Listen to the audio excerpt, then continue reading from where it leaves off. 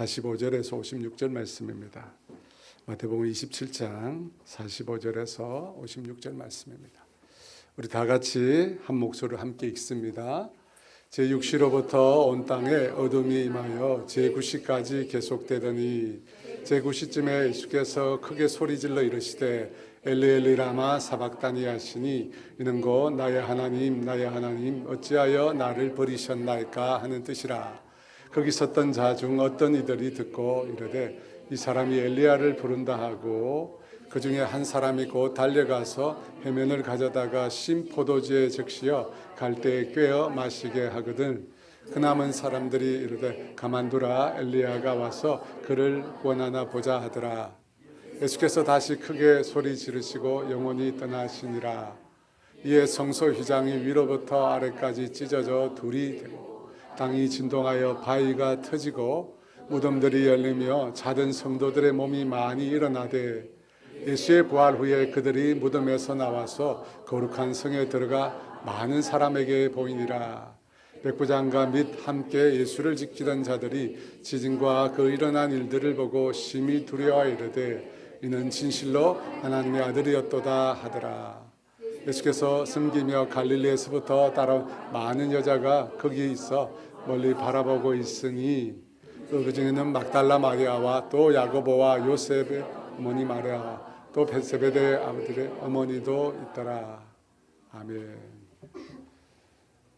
우리 옆 사람 앞뒤 사람 인사 나눌까요? 반갑습니다. 잘 오셨습니다. 주의 이름으로 축복합니다.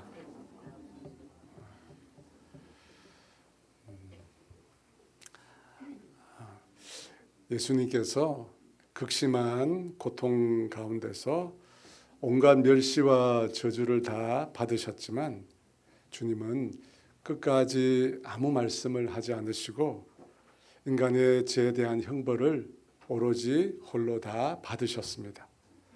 쓸개탄 포도주조차 마시지 않고 죄로 인한 형벌을 온몸과 마음으로 다 받으셨습니다. 마치 도살장으로 끌려가는 어린 양과 같았습니다. 예수님의 이런 침묵을 강조했던 마태는 예수님께서 십자가에 매어 달렸을 때 하신 7말씀 중에서 단 한 말씀만 그의 성경에 기록하고 있습니다. 그 말은 엘리 엘리 라마 사박다니. 여러분, 이 말은 아람어입니다. 그런데 십자가 곁에 있던 사람들 중에 어떤 사람이 이 말을 제대로 이해를 못하고 엘리야를 부르는 줄 그렇게 착각을 했습니다. 그래서 47절에 거기 섰던 자 중 어떤 이들이 듣고 이르되 이 사람이 엘리야를 부른다. 왜 엘리야를 부른다고 생각했을까요? 당연히 엘리 엘리라고 부르니까 그 소리를 엘리야로 착각했던 것입니다. 아니면 당시 사람들은 엘리야가 어려운 사람들을 돕는 그런 인물로 인식이 되었습니다. 그래서 그런 반응을 보였을 수 있습니다.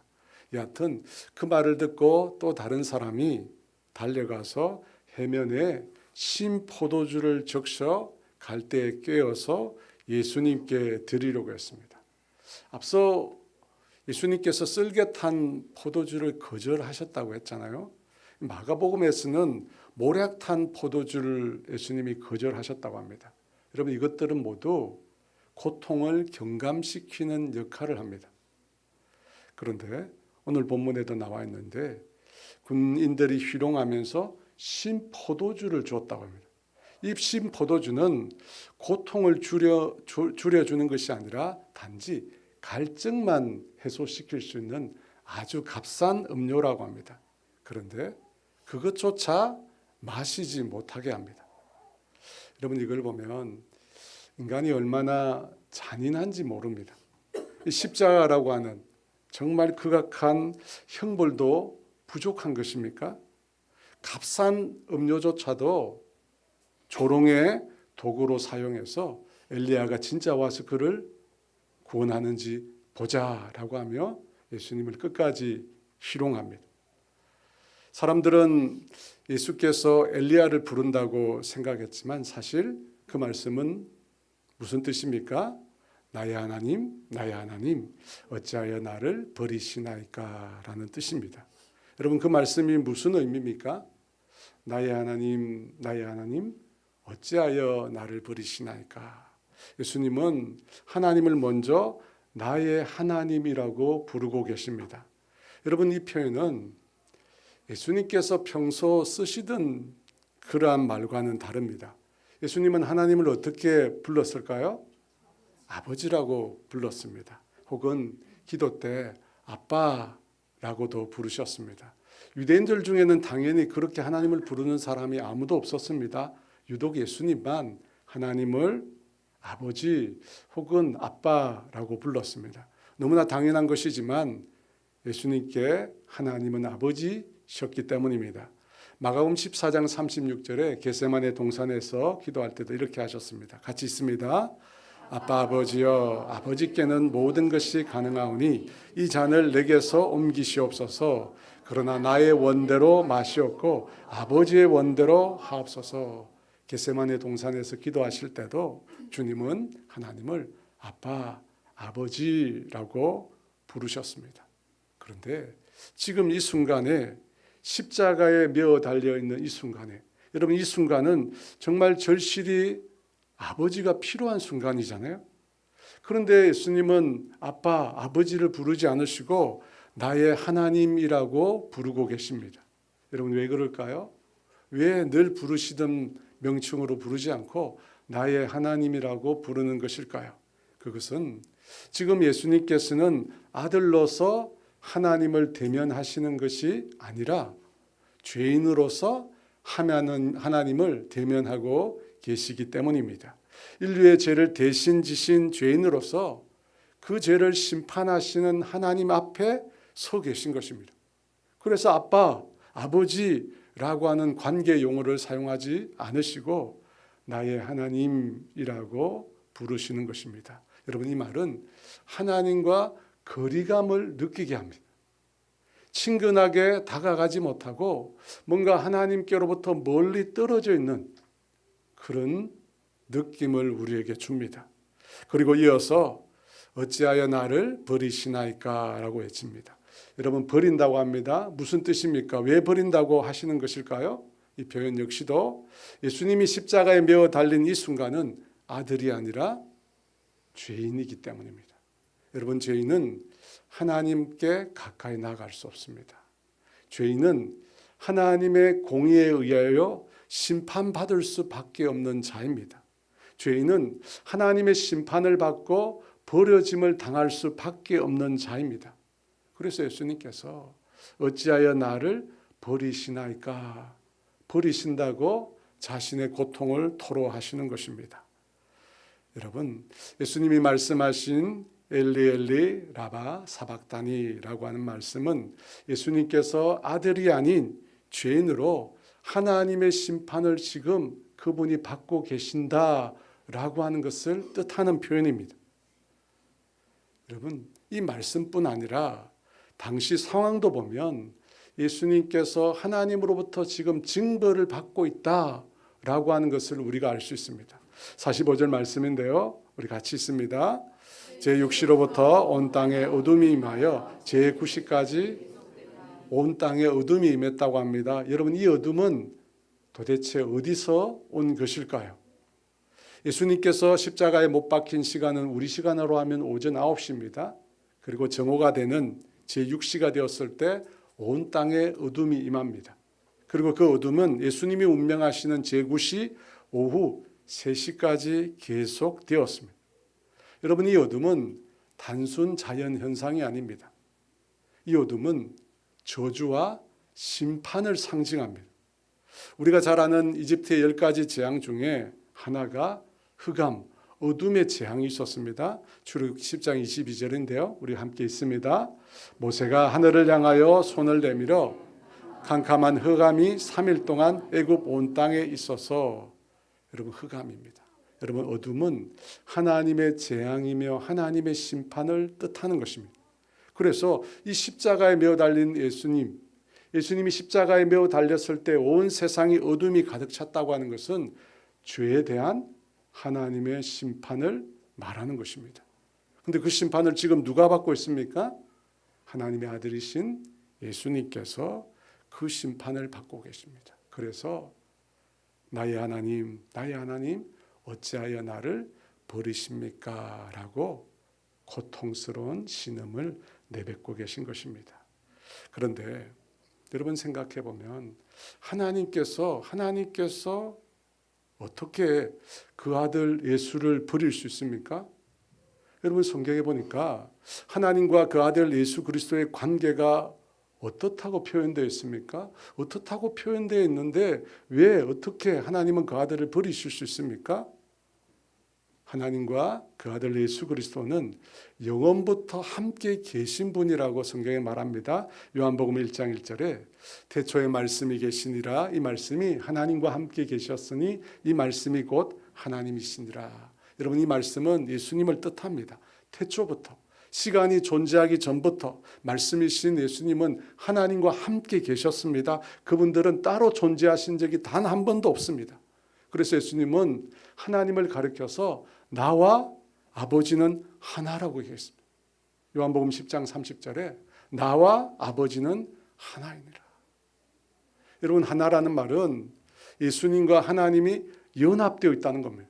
각기 다른 인격을 가지고 계시지만 하나로 연합되어 있습니다. 그런데 하나로 연합되어 있는데 예수님께서 지금 죄인이 되셨습니다.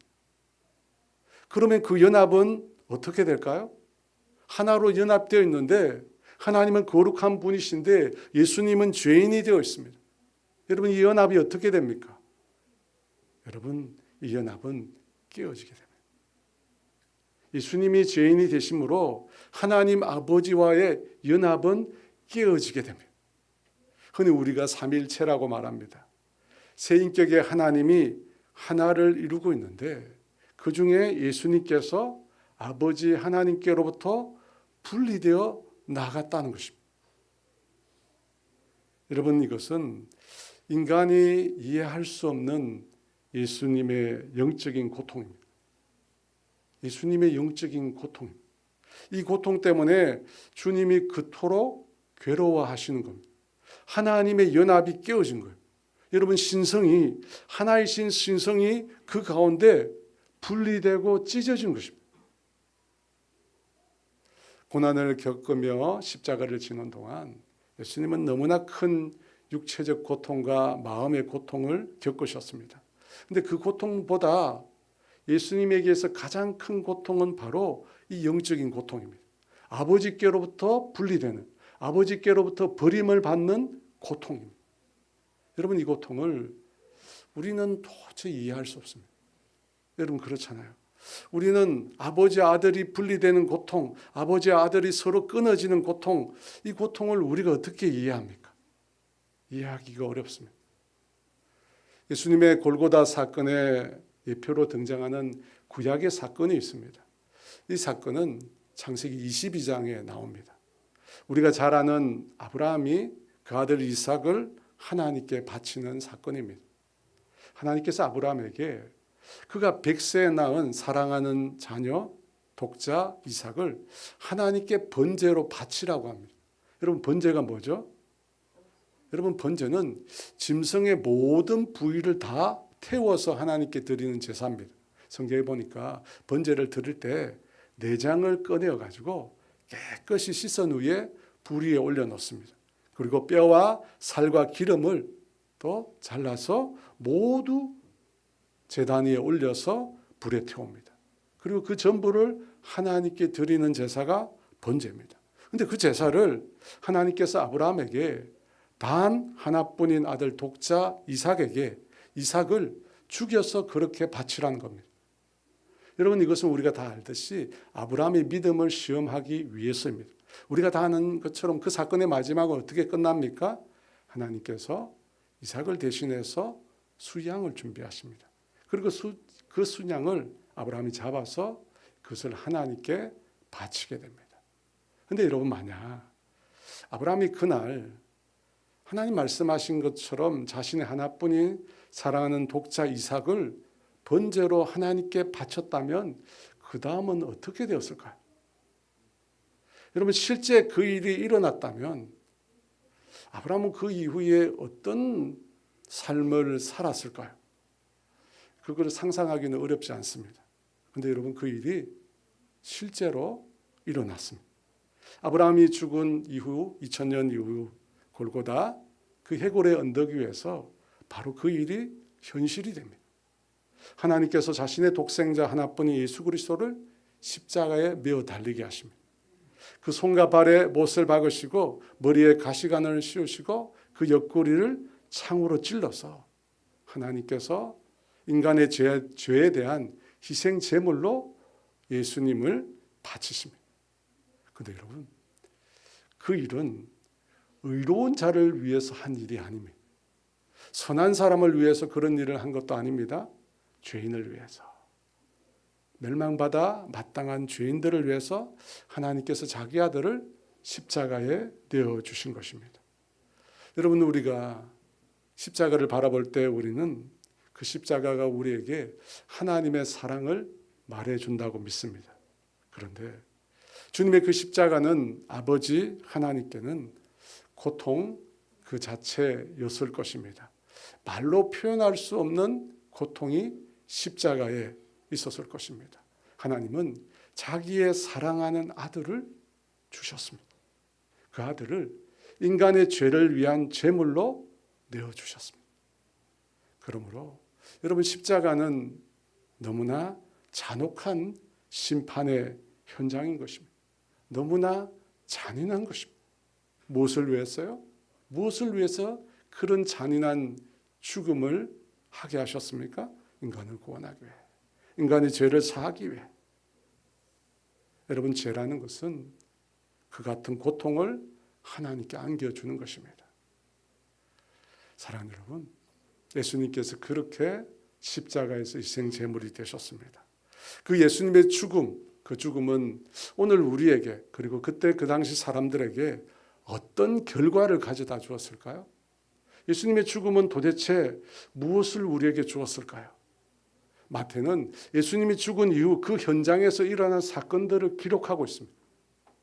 어떤 사건들이 있었을까요? 첫 번째 사건입니다. 51절 상반부 같이 있습니다. 이에 성소 휘장이 위로부터 아래까지 찢어져 둘이 되고. 지난 금요일에 나눴듯이 성소 휘장이 찢어집니다. 여러분, 성소 휘장이 찢어진 것은 예수님의 죽음이 온 세상 사람들의 죄를 위한 것이며 그 죽음을 하나님께서 받으셨다는 것을 보여주는 증거입니다. 하나님께서 예수님의 희생을 받으신 겁니다. 여러분, 성소의 휘장은 하나님께 나아가는 것을 막는 장벽입니다. 휘장은 죄인과 하나님 사이를 가로막는 장벽입니다. 경계입니다. 여러분, 죄인은 하나님께 나아갈 수 없습니다. 거룩하신 하나님을 볼 수 없습니다. 왜 그렇습니까? 죄인이 하나님의 거룩함 앞에 서게 되면 그 거룩함과 죄가 충돌하기 때문에, 여러분, 그래서 그 앞에 살아남을 수 있는 존재가 아무도 없습니다. 출애굽기 33장 18에서 20절 모세가 이렇게 말합니다. 같이 있습니다. 모세가 이르되 원하건대 주의 영광을 내게 보이소서. 여호와께서 이르시되 내가 내 모든 선한 것을 내 앞으로 지나가게 하고 여호와의 이름을 내 앞에서 선포하리라. 나는 은혜 베풀 자에게 은혜를 베풀고 긍휼히 여길 자에게 긍휼을 베푸느니라. 또 이르시되 내가 내 얼굴을 보지 못하리니 나를 보고 살 자가 없다고 합니다. 인간은 죄로 가득하기 때문에 하나님의 거룩함을 감당할 수 없습니다. 그래서 여러분, 죄의 큰 결과는 형벌뿐만 아니라, 여러분, 죄의 결과가 뭐냐? 하나님께 나아갈 수 없는 거예요. 하나님 앞에 나아갈 수 없는 거예요. 죄를 지은 인간에게 나타난 제일 첫 번째 변화 무엇입니까? 죄를 짓고 난 다음에 우리가 어떻게 되었습니까? 하나님이 두려워진 겁니다. 하나님이 두려워져요. 그 사랑의 하나님이 두려워져요. 그래서 아담과 하와가 죄를 짓고 난 다음에 나무 뒤에 숨었습니다. 여러분, 이것이 죄가 우리에게 가져다 준 본질적인 결과입니다. 사랑하는 여러분, 죄라는 것은 우리에게 어둠을 만듭니다. 그런데 하나님은 어떤 분이십니까? 하나님은 빛이십니다. 여러분, 어둠이 빛 앞에 나가면 어떻게 됩니까? 어둠이 깨져버립니다. 그래서 죄인은 하나님 앞에 설 수 없습니다. 그걸 상징하는 것이 바로 성막의 휘장입니다. 그렇게 하나님 앞에 나아갈 수 없게 막고 있던 그 휘장, 그것이 예수님의 죽음으로 찢어지게 되었습니다. 마태복음 27장 51절 말씀 다시 한번 있습니다. 이에 성소 휘장이 위로부터 아래까지 찢어져 둘이 되고, 여러분 여기서 중요한 것은 위로부터 아래로 찢어졌다는 겁니다. 위로부터 아래로. 사람이 찢은 것이 아니라 하나님이 찢으신 겁니다. 하나님이 길을 여신 것입니다. 예수님의 죽음을 통해서 인간의 죄가 해결되자 하나님께서 인생들이 하나님 앞에 나올 수 있는 길을 활짝 여셨습니다. 그것을 히브리서 10장은 이렇게 말합니다. 같이 있습니다. 그러므로 형제들아 우리가 예수의 피를 힘입어 성소에 들어갈 담력을 얻었나니 그 길은 우리를 위하여 휘장 가운데 열어놓으신 새로운 살 길이요 휘장은 곧 그의 예수님께서 길을 열어놓으셨습니다. 자신을 찢으심으로 하나님께 나아갈 수 있는 새로운 길을 여셨습니다.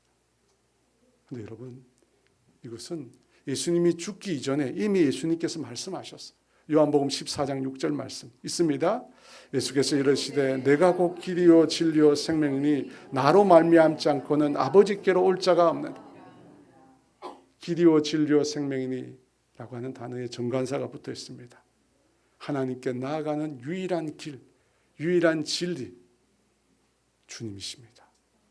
예수 그리스도만이 유일한 구원의 길입니다. 베드로도 동일한 고백을 했습니다. 사도행전 4장 12절 함께 있습니다. 다른 이로서는 구원을 받을 수 없나니 천하 사람 중에 구원받을 만한 다른 이름을 우리에게 주신 일이 없음이라. 여러분 오직 예수뿐입니다. 예수님만이 길입니다. 예수님만이 길이에요. 여러분 속으면 안 됩니다. 마태복음 24장에 이렇게 말합니다. 예수께서 대답하여 이르시되 너희가 사람의 미혹을 받지 않도록 주의하라. 많은 사람이 내 이름으로 와서 이르되 나는 그리스도라 하여 많은 사람을 미혹하리라. 여러분 이 세상에 수많은 길이 있다고 사람들이 말합니다. 다른 길이 있다고 말합니다. 예수 이외에도 길이 있다고 합니다. 하지만 그 모든 길은 결단코 구원의 길이 아닙니다. 성경은 분명히 말합니다. 오직 구원은 예수뿐입니다. 예수님께서 십자가에 죽으심으로 우리에게 그 길을 열어놓으셨습니다. 오늘 두 번째, 예수님의 죽음의 그날 그 현장에서 일어난 두 번째 사건입니다. 51절부터 53절 있습니다. 땅이 진동하며 바위가 터지고 무덤들이 열리며 자던 성도의 몸이 많이 일어나되 예수의 부활 후에 그들이 무덤에서 나와서 거룩한 성에 들어가 많은 사람에게 예수님이 죽으신 그 순간 지진이 땅에 일어났습니다. 땅이 진동하고 바위가 터지고 무덤 문이 열렸습니다. 그리고 그 무덤 속에 잠자던 자들이 일어났다고 합니다. 예수님의 부활 이후에 그들이 무덤에서 나와서 거룩한 성 예루살렘을 말하죠. 들어가 많은 사람들에게 보였다고 말합니다. 여러분 이것은 도대체 뭘 의미하는 것입니까? 어떻게 되는 겁니까? 예수님의 죽음으로 인해 죽은 자들이 살아났다는 것. 물론 여러분 이 사건은 일시적인 사건입니다. 일시적인 사건이에요. 그런데 이 사건이 암시하는 바가 있습니다. 여러분 무엇을 이 사건이 의미합니까? 예수님의 죽음은 죽음에 갇힌 자를 살리는 죽음이라는 겁니다. 죽음에 결박된 자를 해방시키는 죽음이라는 겁니다. 여러분 왜 그렇습니까? 왜 예수님의 죽음이 죽음에 결박된 자들을 해방시키는 죽음입니까? 예수 그리스도의 죽음이 죄와 사망의 권세를 깨뜨렸기 때문입니다. 여러분 죄의 결과는 사망입니다. 사망이 그 힘을 갖는 이유는 죄 때문입니다. 죄가 있기 때문에 사망의 힘이 있는 겁니다. 죄가 있기 때문에 사망이 존재하는 것입니다. 그런데 예수님께서 죄인을 대신하여 죽으심으로 그 죄를 예수님께서 제거하셨어요. 이제 더 이상 예수 그리스도 안에는 죄가 없습니다. 예수 그리스도를 믿는 자에게는 더 이상 정죄가 없습니다. 그래서 사망도 그리스도 안에 있는 자에게 더 이상 권세를 가질 수 없다는 겁니다. 물론 이것이 지금 우리가 육체적으로 죽지 않는다는 것을 의미하지는 않습니다.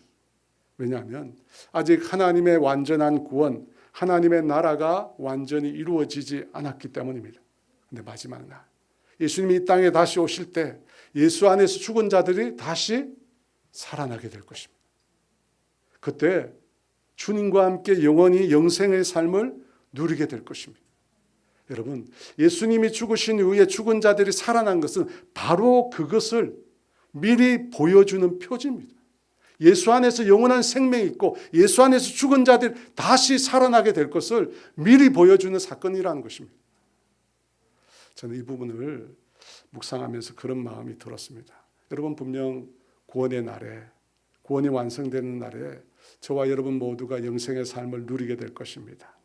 그런데 오늘 우리가 살고 있는 이 현실에서도 예수님이 죽은 이후에 죽은 자들이 그 무덤에서 나온 것처럼 오늘 현실에서도 그와 같은 하나님의 능력이 나타날 수 있지 않을까?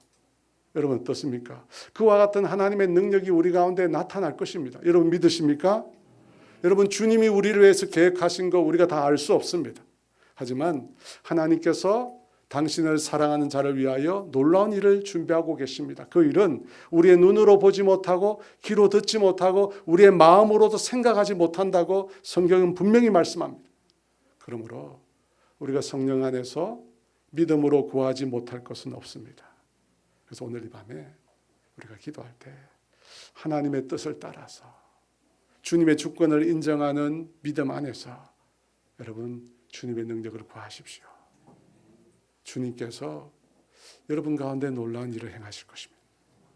저는 반드시 주님이 행하실 것이라고 믿습니다. 오늘 세 번째, 마지막으로 예수님이 죽은 이후 그날 현장에 일어난 놀라운 세 번째 사건이 있었습니다. 54절 말씀 같이 있습니다. 백부장과 및 함께 예수를 지키던 자들이 지진과 그 일어난 일들을 보고 심히 두려워하여 이는 진실로 하나님의 아들이었도다 하더라. 예수님을 십자가에 못 박은 자들은 예수님의 옷을 제비 뽑아 나누고 예수님을 조롱하고 모욕했습니다. 그런데 여러분 놀랍게도 그 사람들 가운데 놀라운 변화가 일어난 사람이 있었습니다. 로마의 백부장이 있었다고 하는데 아마 그는 이 십자가형을 집행했던 책임자 중에 한 사람일 것입니다. 유대 전성에 따르면 그의 이름이 페트로니우스라고 합니다. 페트로니우스. 그는 십자가에 달리신 예수님과 그의 죽음 이후에 일어난 일들을 보며 심히 두려워하는 가운데 그가 예수님을 향하여 하나님의 아들이라고 고백하게 되었습니다. 여러분, 이 사람은 어떻게 해서 예수님을 하나님의 아들이라고 고백하게 되었을까요? 마태복음은 지진과 일어난 일들을 보고 그가 심히 두려워하는 가운데 그렇게 고백했다고 하는데 마가복음에 보면 이 백부장이 예수님의 숨지심을 보고라고 말합니다. 마가복음 15장 39절 말씀 같이 있습니다. 예수를 향하여 섰던 백부장이 그렇게 숨지심을 보고 이르되 이 사람은 진실로 예수님의 숨을 거두시는 그것을 보고 그가 이런 고백을 했다는 겁니다. 어떻게 해서 이런 고백을 하게 되었을까요? 여러분, 이 백부장은 수없이 많은 죄인들이 십자가에서 죽어가는 것을 보았을 것입니다. 그런 일들을 그가 했을 것입니다. 그런데 유독 다른 죄수들과 예수님은 달랐던 것입니다. 다른 죄수들과 예수님은 확연히 달랐던 것입니다. 다른 죄수들도 예수님처럼 채찍과 조롱과 모욕을 받았을 것입니다. 그럼에도 예수님은 다른 죄수들과 달랐습니다. 어떻게 달랐습니까? 자신을 향해 욕하고 저주하고 하는 자들을 향하여 저주하지 않으셨습니다. 예수님은 그들을 향하여 아버지여 저들을 사하여 주옵소서. 저들이 하는 죄를 알지 못합니다. 또 한강도에게는 오늘 내가 나와 함께 낙원에 있으리라 말씀하셨습니다. 그리고 십자가 위에 예수님이 메어 달린 3시간 동안 온 땅이 흑암 가운데 있었습니다. 예수님께서 마지막으로 숨을 거두는 그 순간에 땅이 진동하고 바위가 깨지고 무덤이 열리는 초자연적인 역사가 일어났습니다.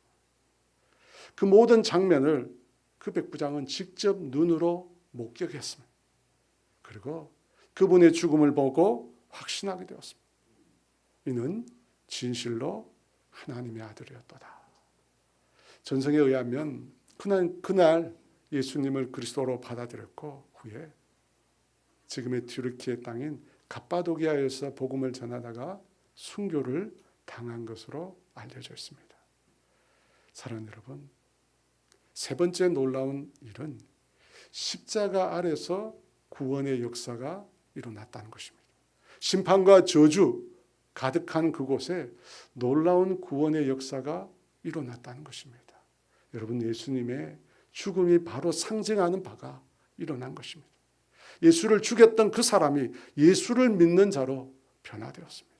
여러분, 이것이 예수님의 십자가의 능력인 것입니다. 사랑하는 여러분, 주님은 마지막에도, 마지막 죽음의 순간에도 구원을 이루시는 분이십니다. 이처럼 하나님께서 우리 가운데 행하시는 일들은 우리가 도무지 생각할 수 없는 일들입니다. 여러분, 예수님의 죽음은 우연한 단순한 죽음이 아닙니다. 그 죽음을 통해서 하나님은 놀라운 일을 이루셨습니다. 첫 번째로 하나님께 나아갈 길을 여셨습니다. 두 번째로 죄와 사망의 권세를 깨뜨리셨습니다. 그리고 마지막으로 영혼을 구원하셨습니다. 우리가 그 주님 생각하면서 오늘 이 밤에 함께 찬양하며 기도의 자리로 나아가겠습니다. 우리 갈보리산 위에 찬양 드리며 주님 생각하며 이 찬양 드리며 주 앞에 나아가겠습니다.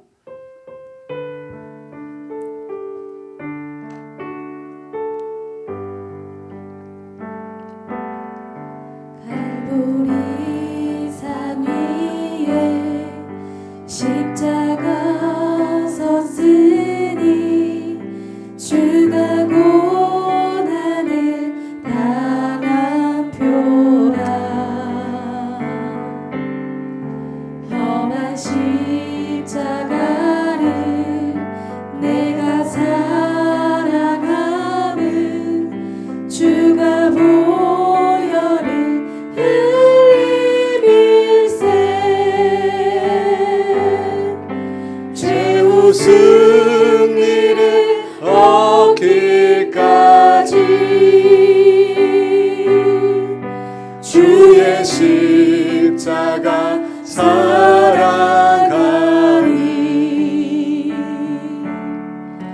빛난 면류관 받기까지 험한 십자가 붙들겠네.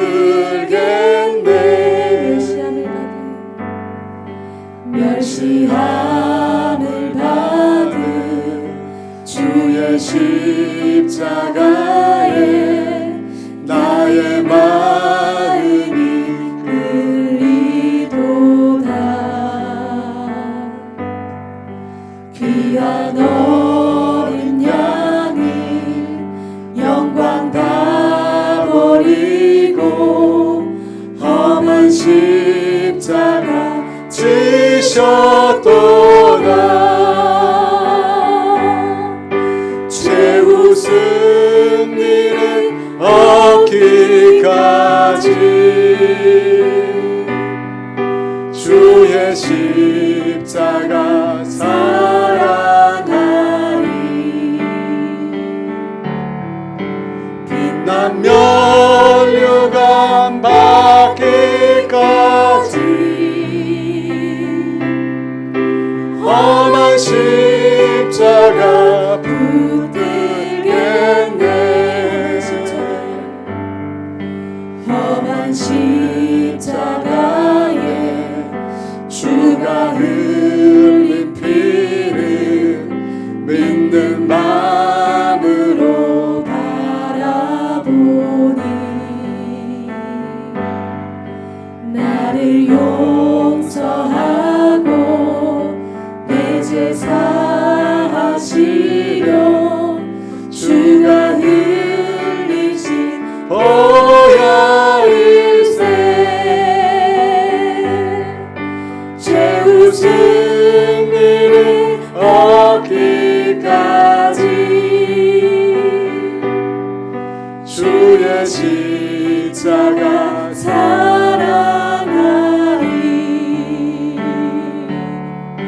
빛난 면류관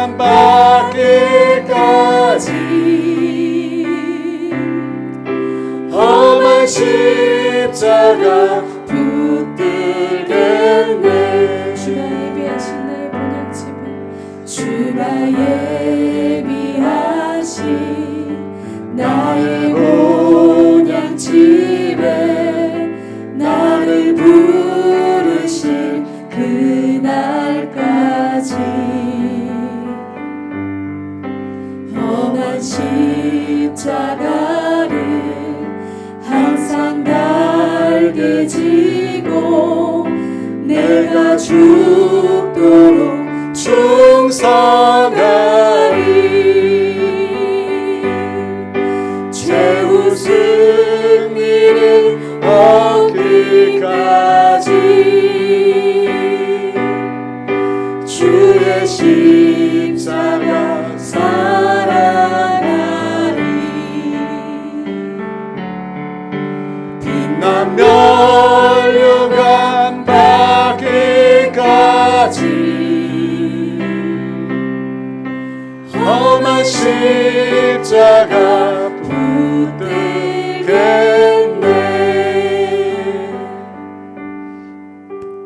사랑하는 여러분, 예수님의 십자가는 그분에게 너무나 큰 고통이었습니다.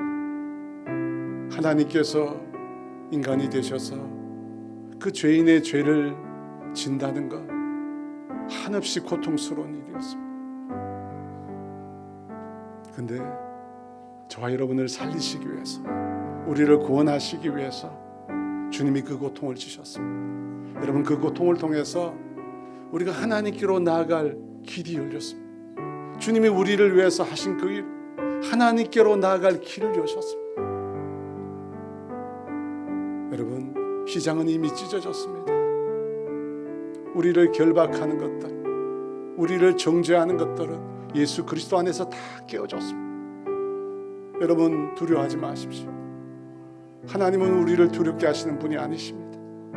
그분은 빛 가운데 계시고 우리를 빛의 자녀로 초대하고 계십니다. 여러분, 마음을 열고 이 시간 주님께로 나아가십시다. 아무것도 두려워하지 마시고, 아무것도 염려하지 마시고, 아무것도 불안해하지 마시고, 주님 앞에 두 손 들고 십자가 앞으로, 주님 앞으로 우리 나아갑시다. 우리 주의 주 같이 기도합니다. 주여, 할렐루야. 성령님, 우리 가운데 함께 해주세요. 성령, 우리 가운데 함께하여 주세요. 주님, 우리를 위하여 길을 여신 줄 믿습니다. 주님, 우리를 위하여 아버지